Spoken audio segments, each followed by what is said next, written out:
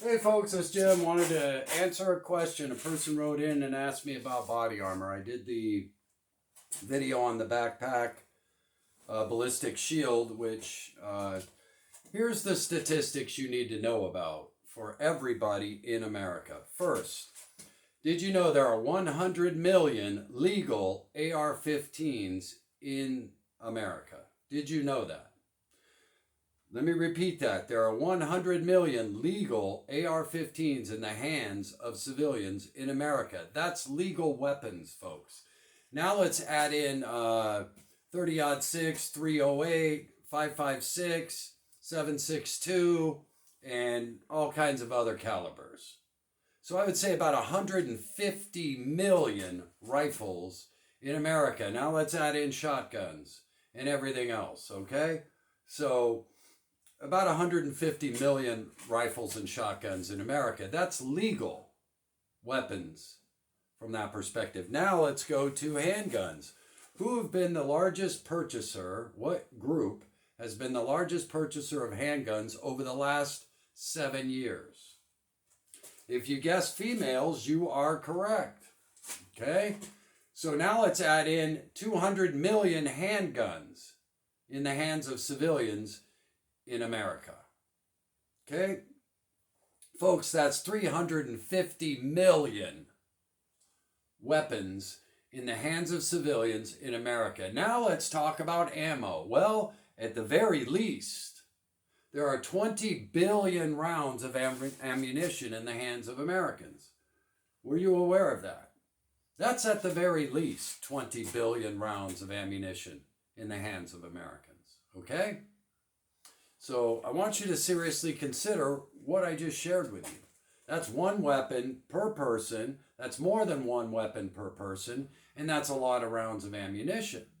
Okay? Now let's get into some other factors about what we have. Should we enter into SHTF, WROL, the food chain stops and the drug chain stops? 96 hours to anarchy. Well, here's part of the problem, folks.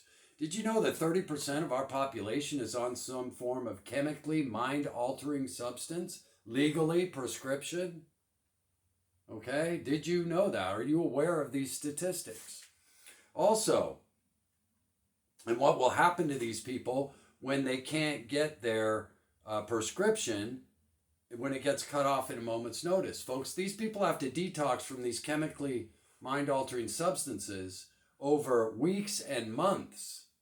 They can't just stop taking these drugs without severe side effects, right? Or repercussions. Most of you are aware of this. And if you're mentally ill, I'm just presenting statistics. I'm not judging anyone. Most people are good, okay? But in a critical moment where chaos is taking place, could someone who's detoxing from a mind-altering substance possibly make a bad decision? You bet. Statistics start skyrocketing at that point, don't they? Okay, now let's take the criminal element or the drug addicted element who will be detoxing at the same time. That's not even the 30% of prescriptions. What about the drug addiction population, the illegal drug addiction population that may be detoxing as well because their supply chain gets messed up for some reason? Okay? Now let's put weapons in the hands of those people as well who might not be thinking clearly and making some bad decisions. And remember, no food, no medications coming in. What do you think will happen? People fight over toilet paper, in case you can't remember. Can you imagine when there's no food and no drugs? And you ask me why I think about body armor? And it might be a good idea to at least put a ballistic shield in your backpack, maybe. Okay? Just a suggestion. All right? Now let's get into something else. And if you're diabetic or diabetic 2, this isn't against you. This is a statistical analysis. With all those weapons in the hands of people, and what percentage of our population is on insulin? Oh boy, you better look at that number. And what happens when someone has a blood sugar event?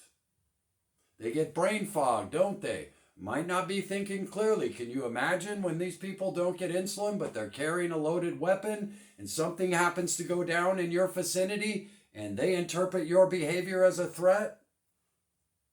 And you wonder why I suggest body armor, or at least a backpack ballistic shield, so you can run from this chaos when it takes place? Folks, remember they were fighting over toilet paper. Can you imagine when the food runs out and the drugs stop flowing? Okay? And then we've got all... Folks, did you realize that 10% of your everyday population is a sociopath? Are you aware of those statistics? That everything around you every day is not what it appears. You may be in Kumbala, but let me tell you something, folks.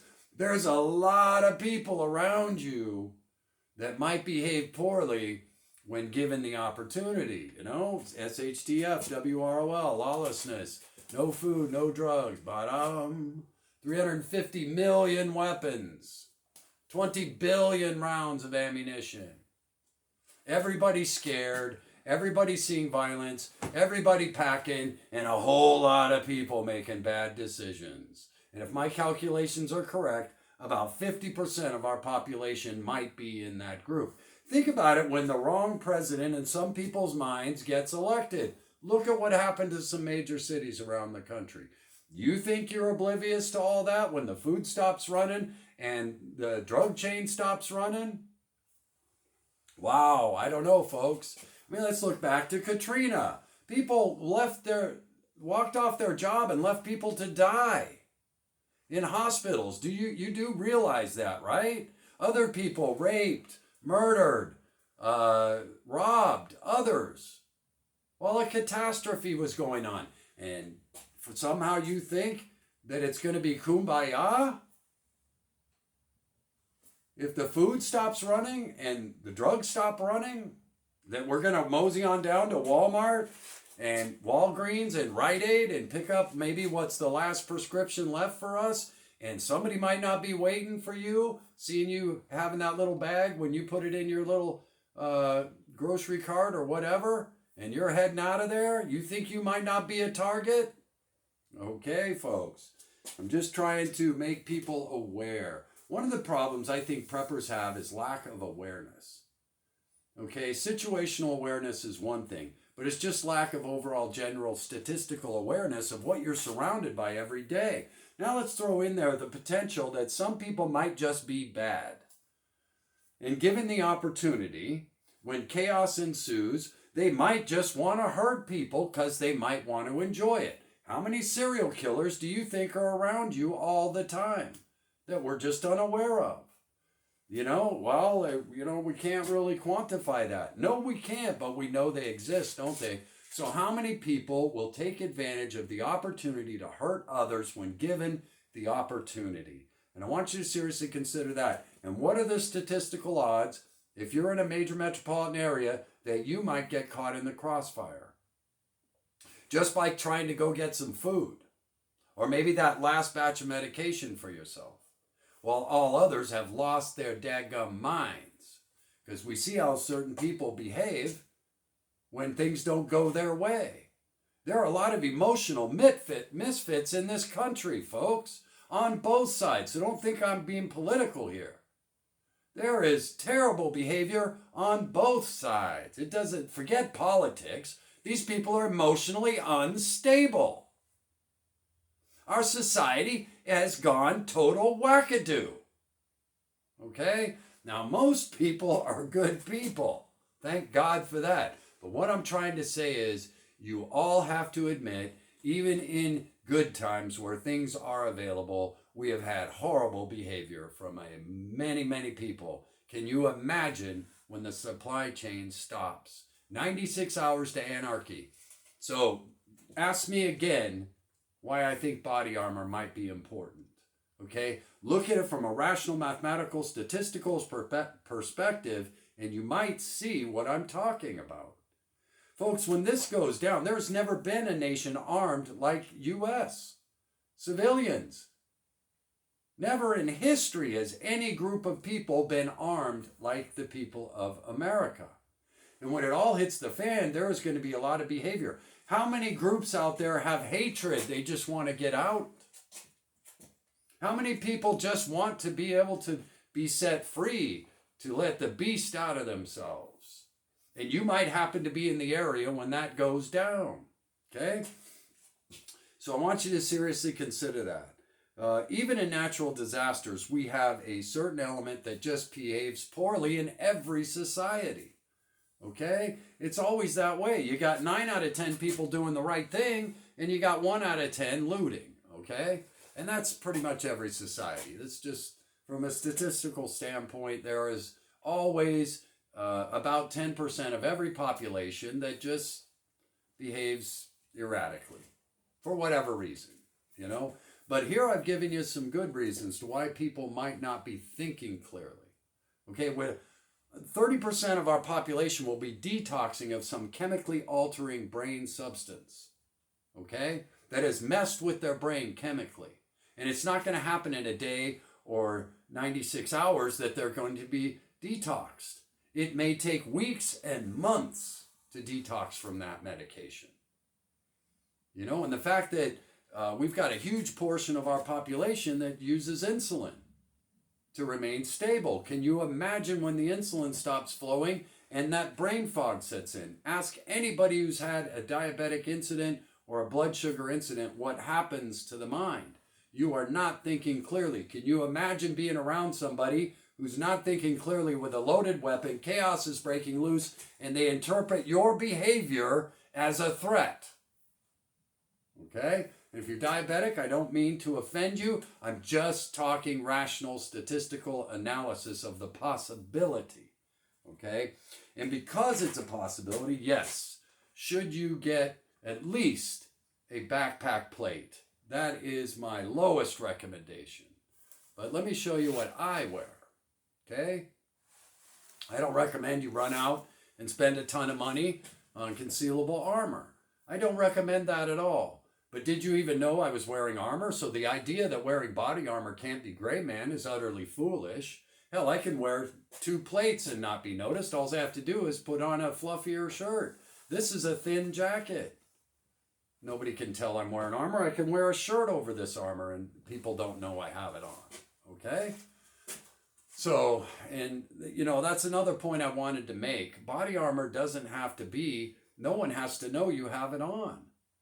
It depends on how you dress. Okay, so if you want to be gray man with body armor, you can do it quite easily. But these are the numbers I wanted to get out, folks. I mean, people can't even handle a shortage of toilet paper. Can you imagine when the food chain breaks down? Can you imagine when the med chain breaks down? The statistical analysis of that fiasco. Holy mackerel. I mean, come on, people. You know, body armor, you bet. If you're going to be out in public, trading, doing anything out there, that would be my recommendation for at least a plate and a backpack. So when you do run, if a stray bullet should come, hopefully, you know, it's going to miss you. But you're going to up your odds of getting the heck out of Dodge a lot more by at least having your back covered. You know what I mean?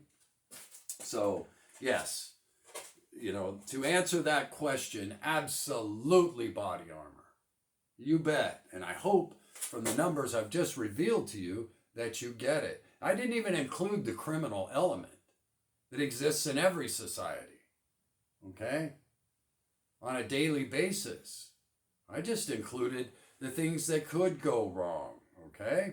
And I hope I haven't offended any demographics here, you know, with regards to medications and diabetes and all that. I'm just making you aware that there's a potential that 50% of our population could be unstable at any moment, emotionally, medically, psychologically, for whatever reason, and carrying a loaded weapon and making really bad decisions. Are you aware of that?